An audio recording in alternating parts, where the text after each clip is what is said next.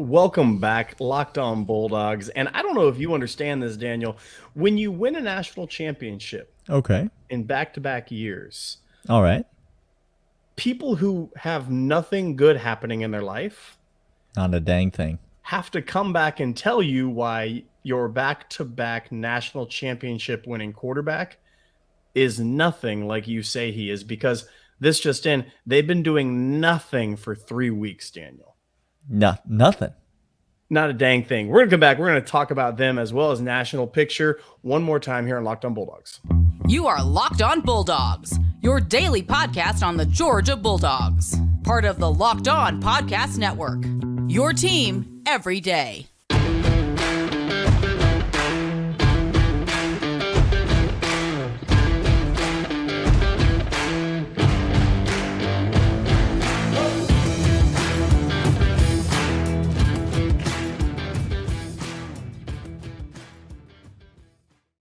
What is up, everybody? Daniel and Clint back at it again. Thanks so much for being here. Thanks so much for listening. We are the Locked On Bulldogs podcast, your official Locked On podcast of the back-to-back national champion Georgia Bulldogs. Daniel, say it again. See, what they did is they won the national championship. Okay. And then they did that thing again. They just ran it back. The previous year. It's not even been 0 years since Georgia's won a national championship. I mean, we're starting to get into the negative years at this point. So we're just stacking them up on top of each other since Georgia's won the national championship. Listen, even though the national championship doesn't count because players were injured on other teams, and so we know for a fact that those national championships do not count. We're still going to celebrate them anyway. We're still going to cheer for our team anyway. And if you're a Georgia fan, thanks so much for being here. Subscribe to the audio side of the podcast. A lot of you guys have been doing that, and we appreciate it. Apple, Spotify, Stitcher, wherever you get your podcasts, you can find this as well. And then if you're listening on audio, jump on over to the YouTube, subscribe there. It was a minor stroke. Listen, it's been a long week. You didn't have an episode yesterday. It's a business casual episode today. The dress code is intact. Speaking of dress code, Clint, Yes. why don't you get over to the 199, bonfire.com/store/the 199. You want a Kirby Death March shirt? We got that. Are you a loyal third segment listener if you don't have a loyal third segment listener shirt? People are asking. They're asking, Daniel. People are asking. Clint, tell the people what we're going to talk about in segment one, and I'm going to go get the cord to my laptop. As Daniel does that, we're talking about Stetson reaction. The internet was a buzz, and many people came down into the paint where Daniel and I are firmly situated to talk about our take on Stetson. So we're going to talk about that.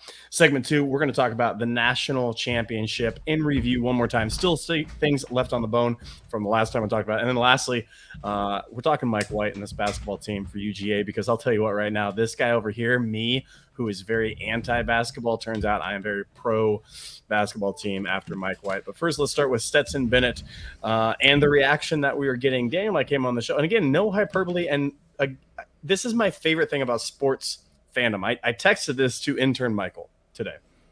Okay. He was not working, so I had to remind him to start working. Does he work? No, I don't know. Doesn't do it. Independently wealthy. I said, can't hide money.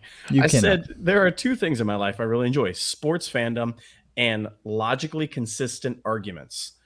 But those two things don't match up together in life, Daniel. They actually hate each other. They're diametrically opposed. Because logically, again, let me just run down. We said Stetson Bennett was the best quarterback in college football history. The greatest quarterback in college football history. Again, we are not saying, and this is where the logical inconsistency comes. I did not say he's going to have the best pro career. Lord God in heaven. I never said he was the most talented. Not the most physically gifted. Never said that.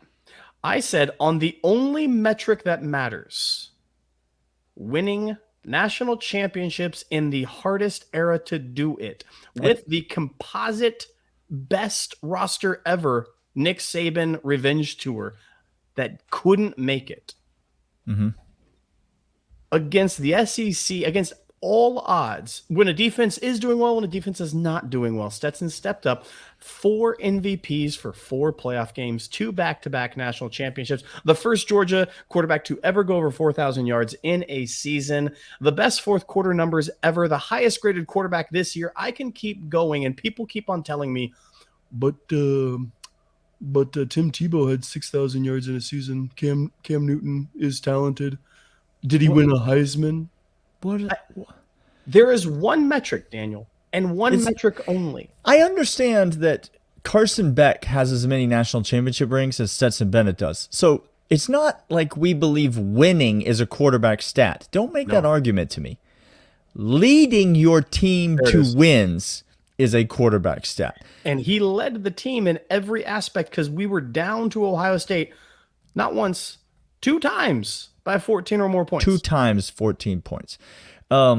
It's the Tom Brady argument, and I just won't hear anyone speak to me about it until they defend Tom Brady is not the greatest NFL quarterback of all time because he's not the most physically gifted. Not even close. Not at one point in his career, never has he been the most physically gifted quarterback. Half. He has been the bottom half physically in every single year he's been in the league.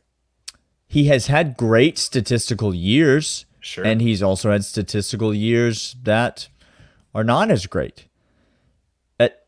It's the fact that he leads his team to do the only thing that the team is trying to do, and that is win the games in front of them. That's all Stetson Bennett's done, and he's done it by putting up great numbers, and he's done it by being clutch, and he's done it by being heroic in the fourth quarters of countless games. And so, no, there won't be another Stetson Bennett argument. And I want to go one more, Clint. One more, and this will be the last time I speak on this. But I just can't stand it anymore. The how delusional are these Georgia kids they thought everyone was doubting them. No one was doubting this program. No one was doubting Georgia. Here's the thing that you might not be able to understand.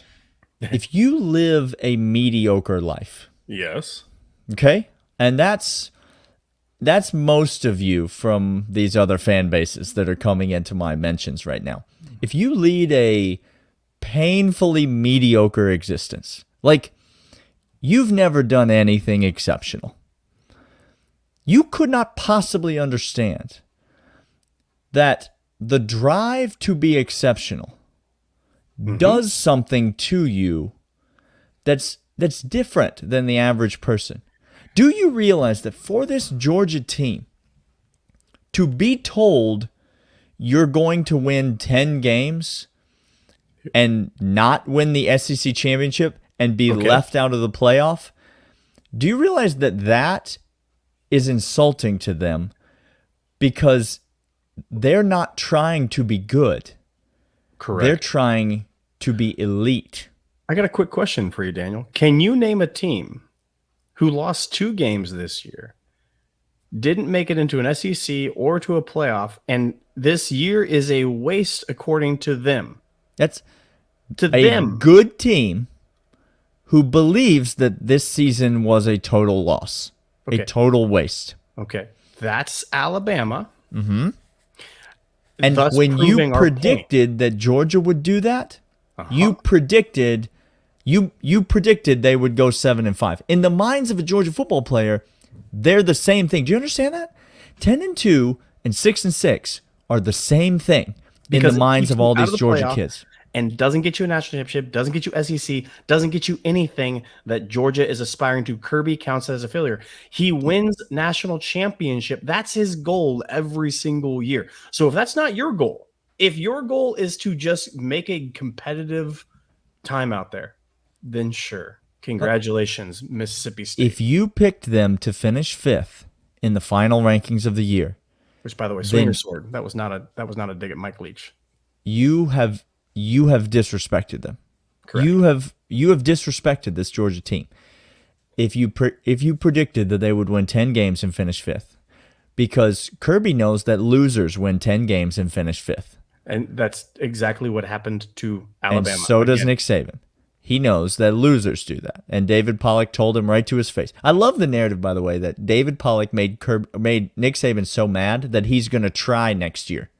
Like, oh, you don't know what you've done, David Pollack. Nick Saban's going to be mad now. I'm sorry. Am I to believe he was not giving his full effort on this? Is that what I'm to believe? One more time. The guy at the end of the bar who keeps on telling you how tough he is, you don't have to fear him one bit. No, that ain't the guy. And that's Nick Saban telling you. That ain't no Stetson Bennett, I promise you that. Stetson Bennett is actually taking your date out the back as you are talking about how he's tough him, yeah. Hey, we're going to come back after this. But first, I want to let you about BetOnline. BetOnline is your sportsbook experts. They are fantastic at everything they do.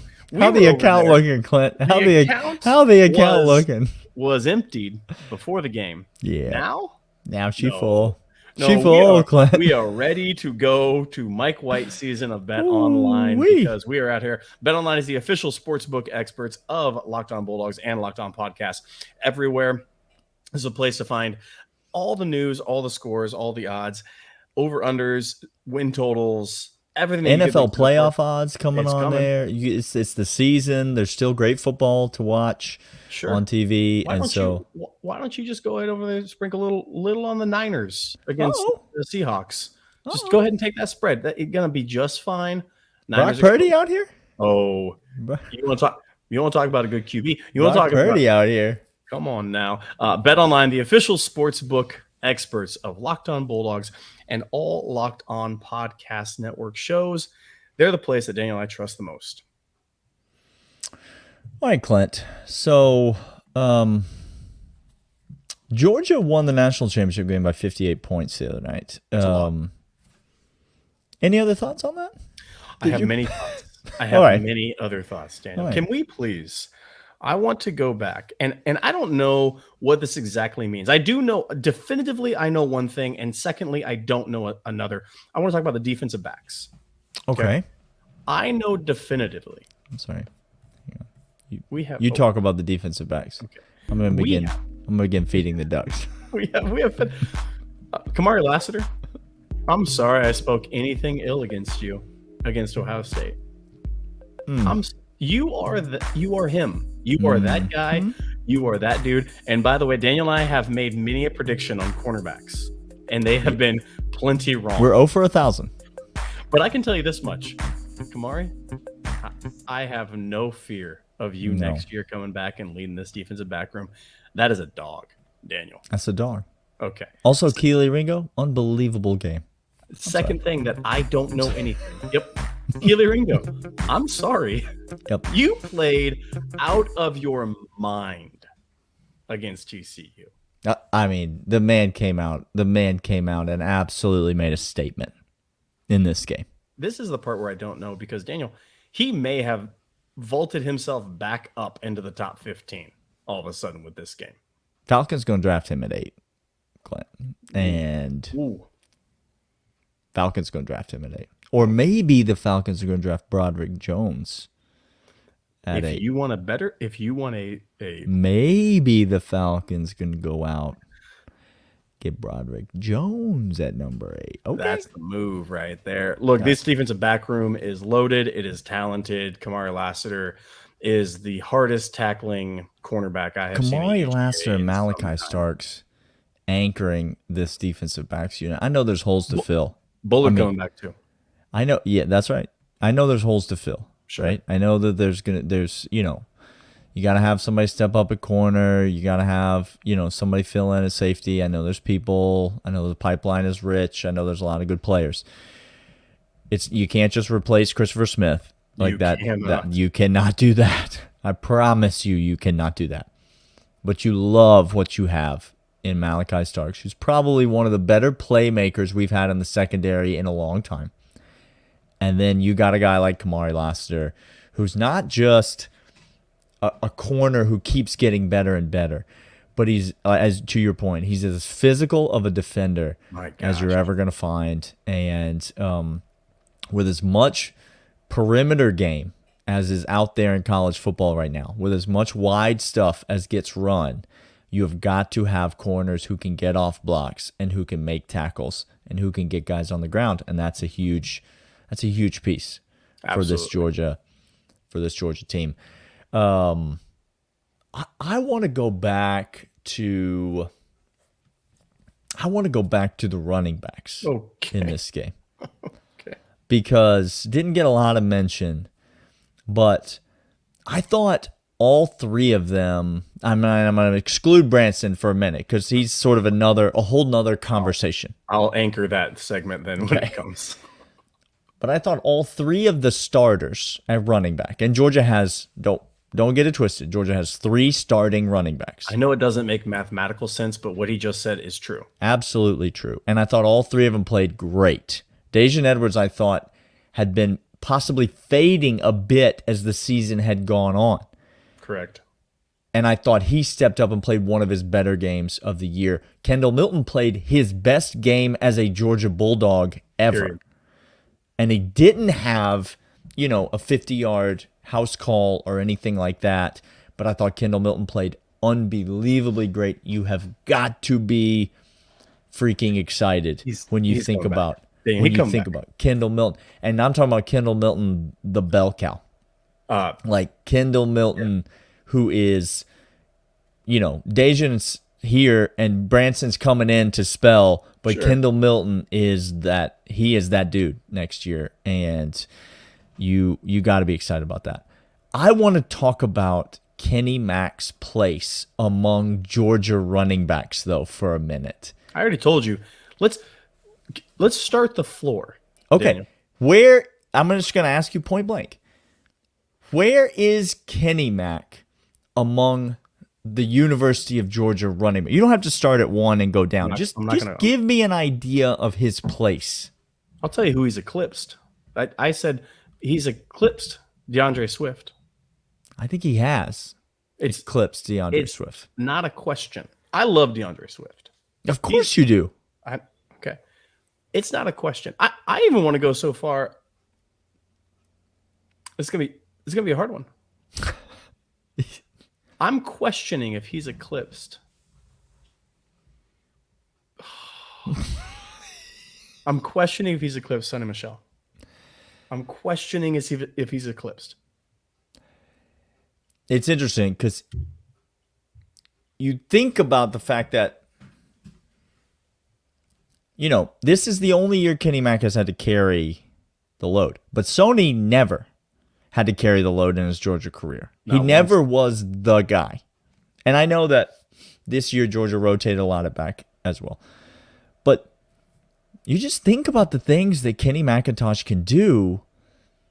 That wheel route scores a touchdown for Ladd McConkey. You understand? Kenny McIntosh running that wheel route, not just on that play, but Kenny McIntosh putting on tape what he's able to do coming out of the backfield I know we gave this guy absolute hell while we were watching the game, right? Number 1 for TCU. Whew. He is objectively a very good corner. He is objectively a very good corner this season. He has been. He has played well. He has played well. You finally got me to agree. I got there. But the threat of Kenny McIntosh scores that touchdown because, first of all, Todd Monken just schemes a perfect play. He gets a 2-on-1 with 2 of our fastest, biggest playmakers on one side of the field. Kenny Mack's versatility, his improvement as a running back, and he's always had among the best hands on the entire team. Kenny McIntosh going to make somebody very happy next year. Yes, sir. I'm telling you right now, I don't know when he's going to go. That one's the most confusing thing to me. I don't know what round he's going to go. But he is a plug-and-play running back. Whatever scheme you run and whoever you have at running back, I don't care. He will complement anyone well as take over any down you need him to. He won't be a starter next year on an NFL team. Nope. But he will score touchdowns on an NFL team. Is he top 4 in running backs at UGA? Is this what we're saying? No, he can't be. Top 5? I don't know. I don't know. I don't know where you put him. He's at least this. He's sniffing. He's sniffing at the top 5. And we're talking about the deepest position in the history of college football rosters. Georgia running back. Okay? So, it doesn't get any you don't get any better company than that in terms of college football players. So, yeah. And then Clint, Branson Robinson. Branson, I know they were tired. I know they had quit on the game. I want to be fair. TCU had quit on the game. But the play that was not called a touchdown, where he was marked down on the 1-yard line. I know the touchdown run, the one-play touchdown drive, we get a sack on 4th down. Sure. That's the only moment in the game that I remotely felt bad for TCU. I was like, boy, this is tough. This is tough. This is getting tough. But that run, when he's just throwing fools, just dragging people to the goal line, dragging their lifeless corpses like barnacles, like human barnacles attached to him. That was one of the more exhilarating runs I've seen from a running back since Nick Chubb was in Athens. Yes.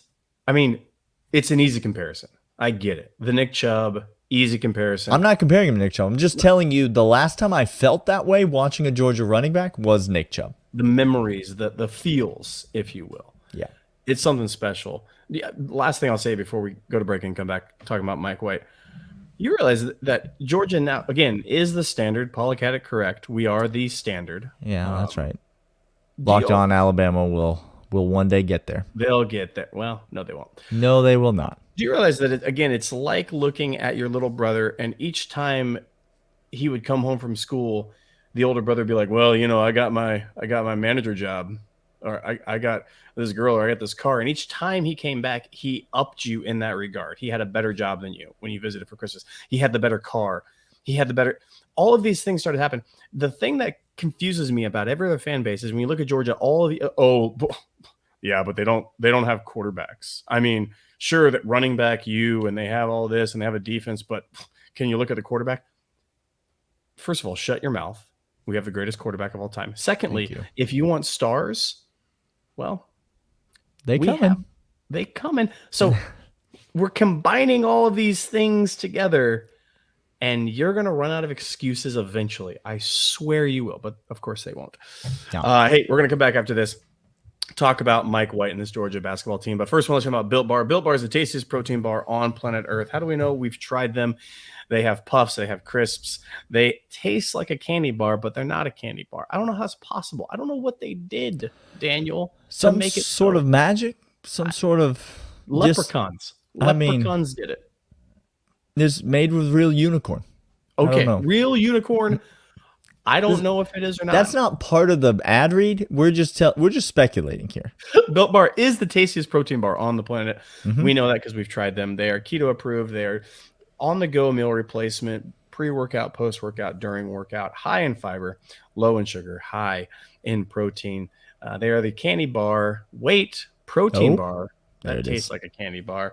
They're fantastic. Go get them right now. You can get a 13-pack over at Sam's Club. Buy them in bulk. Get them going on BuiltBar.com. Every single thing that you need in a protein bar with great taste, and we're not lying. We've tried them. We believe in them. BuiltBar.com. Daniel, I feel like I need to just say the word. Hold on. Okay, he's gonna set the mood. I thought you were going to apologize to me for taking this long. I'm not apologizing to anybody. Wow. I feel the best way I could respect is just say the words Mike White and then let you speak. You know who loves Georgia basketball? Kirby and Mary Beth Smart, as is evidenced by their attendance tonight. It's Wednesday night as we're recording this, obviously. Georgia gets another win over Mississippi State this time. Mississippi State, who is a tournament team. Georgia beats another tournament team in conference play. Sorry. Georgia has now doubled their conference win total from last season. No, you mean. Wait, hold on. Georgia has now doubled their regular season win total from last season. But the season's not over, Daniel. No, there's still months left It's of only the season. Okay, It's mid-January right now, not even. So, 2-1 in conference play. This Georgia basketball team is so much fun to watch, and if you're not careful, you're gonna run into I'm just trying to bring all the football people in. You know what I'm saying? You're gonna run into a Stetson Bennett type situation with this Georgia basketball team if you're not careful, because real quick now, this Georgia basketball team is transitioning from a great story to being pretty darn good. Daniel, Like, actually good. I asked you before the season, and I think we said, hey, make some noise in the SEC. And I said, when can we expect a dance invite coming? And you said, I got to get his guys, maybe a couple years down the road, got to recruit. Said, give me way down the road. And then what happened? And then what happened is Georgia's going to the NCAA tournament this year. I honestly believe that. I really do. I honestly, legitimately wish I could fight you, because it would stop me from getting hope, but I can't fight you because everything tells me this is the case. This team is clicking. This team is one of the better defensive teams that Georgia's had. Now, that's not a surprise. We got Mike White as our coach as opposed to Tom Crean. You're going to be a better defensive team. That's not a surprise. The offense that this unit is playing right now is getting better and better every week. The shot making is getting better and better every week. And Georgia has got some bona fide dudes on this team. Dudes. Terry Roberts is a freaking all SEC point guard. This might be the best point guard in the Southeastern Conference. Daniel, we lost a player, transferred on out. Everybody bemoaned and said, oh no, to a rival, best point guard in the SEC, yada, yada, yada.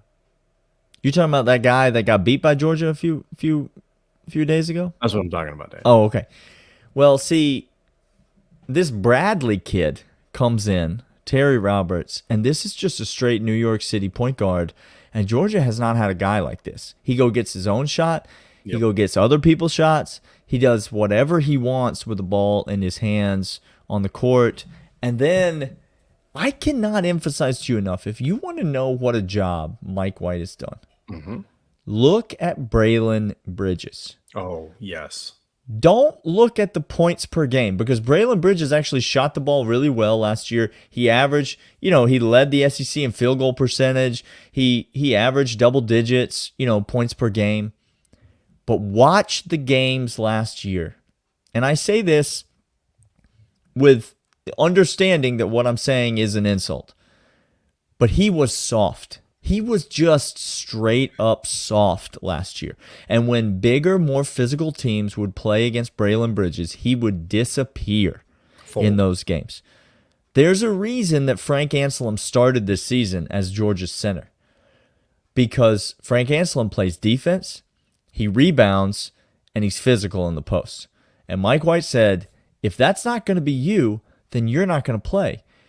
Now, all of a sudden, Braylon Bridges has realized, because of Mike White, that you can be a skilled big man and a physical big man at the same time. He's undersized. He's giving up inches to almost every guy that he's matched up against this year. But he's playing physically, he's rebounding, he's playing great defense. And listen, the shot making and the creativity on offense has always been there for Braylon Bridges. But Mike White had to turn him into a complete basketball player. That's what's happening with people on this team at every position. Kerry Oquindo, a better basketball player this year than he was last year. Last year, he led the SEC in scoring. this year a much better basketball player Insanely than he was last year. well-rounded all the way through. Again, he's winning games and he's playing as part of this team, and that's what's so incredible. Mike White has come in, and it does not take rah-rah speeches. I mean, this is literally basic fundamental stuff that he is getting everybody to play, and the create the shot ability when need be. This is where teams get dangerous. Okay, when you have guys that can go get their shot, but also guys who play within a system. Now, if something breaks down, you're still going to get buckets, but more than likely, work the system. It's going to be fine. That's the default, and that's what we have. But also, dudes that are playing tough to go get their shot. It's quite incredible. I'm just looking at some cities here, Daniel, and we got Who's hosting those first and second round games? I'm just looking at Orlando, Florida. That'd be fine. I got some people in Cali and Sacramento that we can go see and stay with. A long flight. Look, I'm just saying, check out some hotels. We might. Listen. I think Georgia has a legitimate shot to make the NCAA tournament this year. And that is insane. Like, insane. 12-4 with wins over Auburn and Mississippi State already on the resume. And taking Florida to the mat on the road. Place. Yeah. This is a really fun and sneaky good Georgia basketball team.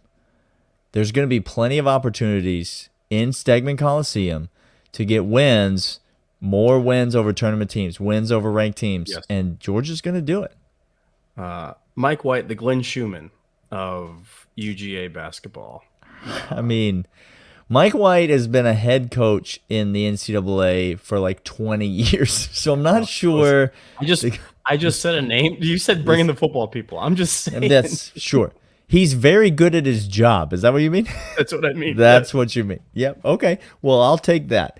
He's very good at his job, and I'm just telling you, don't let this basketball program get going, y'all.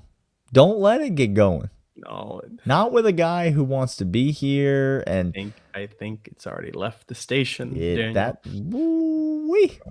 This has been Locked On Bulldogs, part of the Locked On Podcast Network. Your team every day. We'll see you guys tomorrow. See ya.